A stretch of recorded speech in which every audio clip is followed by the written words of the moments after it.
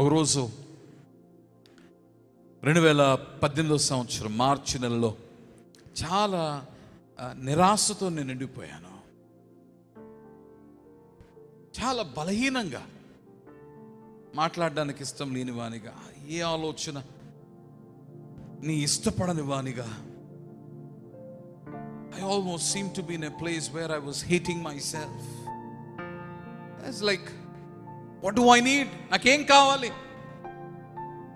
జీవితంలో మనం ఎదుర్కొనే ఓటములు కావచ్చు, నిరాశపరిచే విషయములు కావచ్చు, మోసపుచ్చే వారి వలన కావచ్చు, జీవితంలో మనము కలిగి ఉన్న బాధలు బట్టి, వేదనలు బట్టి కావచ్చు, అనుకొనని వ్యాధులు బట్టి కావచ్చు, అనుకొనని ఊహించిన శోధనలు బట్టి కావచ్చు, ప్రేమించిన వారే బాధించడం బట్టి కావచ్చు. కారణం ఏదైనాను, there will be moments where you would hate yourself. నిన్ను నీవు కాదనుకుని, నిన్ను నీవు ద్వేషించుకుని గడియల జీవితంలో చాలా ఉంటాయి.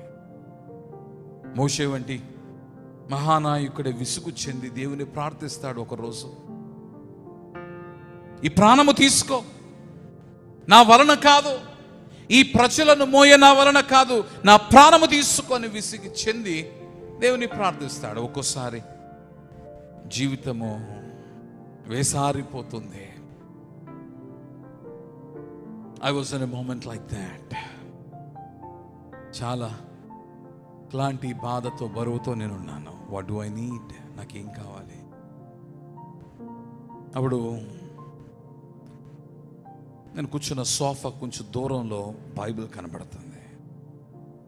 బైబిల్ తీసుకుని వచ్చి మరలా ఆ సోఫాలో కూర్చుని ఇలా బైబిల్ వచనం తెరిచేసరికి నా హృదయానికి, నా పరిస్థితికి ఏ వచనం అవసరమయ్యిందో ఎగ్జాక్ట్లీ నా హృదయ చప్పుడు విన్నట్టుగా దేవుడు ఆయనే స్వయంగా నా దగ్గరకు వచ్చి ఆ చప్పుడు విని బాధను గ్రహించి నా చెవిన మాట్లాడుచున్నట్టుగా దేవుని యొక్క వాక్యము ఆ గడియలో, ఆ సందర్భంలో నాతో మాట్లాడింది. నాతో మాట్లాడిన దేవుడే నీతో మాట్లాడతాడు. తన వాక్యము ద్వారా మాట్లాడతాడు. నిన్న మాట్లాడిన దేవుడు నేడు మాట్లాడుతూ ఉన్నాడు. నేడు మాట్లాడుచున్న దేవుడు రేపు మాట్లాడతాడు. నీవు వినాలే గాని దేవుడు నిత్యము మాట్లాడతాడు. నీవు చూడాలే గాని దేవుడు నీకు నిత్యము కనబడతాడు. The God of the Bible is a living God, who is a seeing God, who is a hearing God, and who is also a speaking God. దేవుని వాక్యములో ఉన్న మన దేవుడు సజీవుడై ఉన్న దేవుడు, చూడగలిగిన దేవుడు, వినగలిగిన దేవుడు, మాట్లాడగలిగిన దేవుడు.